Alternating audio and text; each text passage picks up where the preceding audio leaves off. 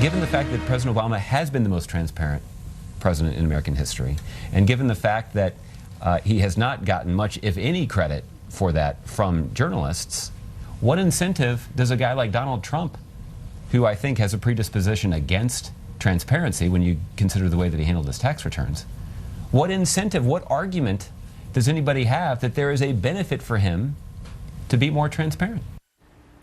White House Press Secretary Josh Earnest explaining what he calls one of the beefs he has with journalists, saying the media doesn't give President Obama enough credit for running what he calls the most transparent White House in U.S. history.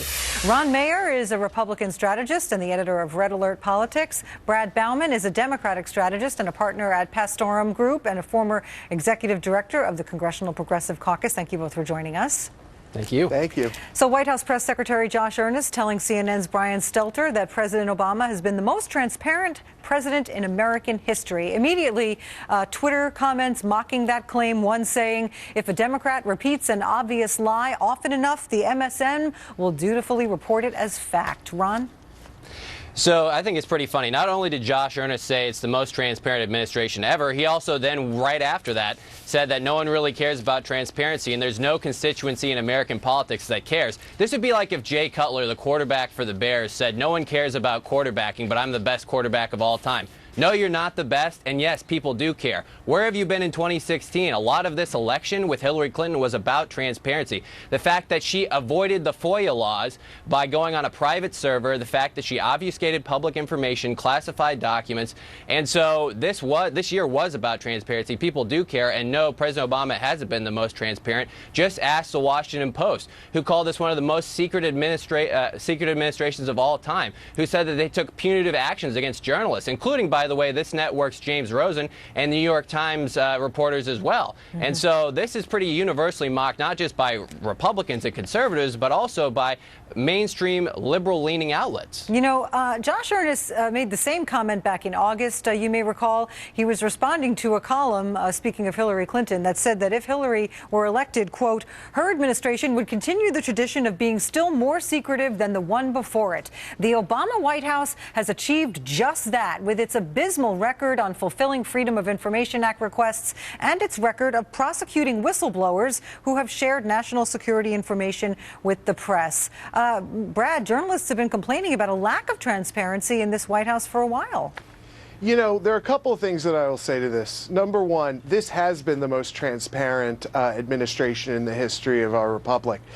They have released thousands and thousands of data sets that the U.S. government had otherwise just sitting on shelves so that the American people could look at it, understand exactly what data is being collected by the United States, and also look at places where there may need to be some efficiencies built in.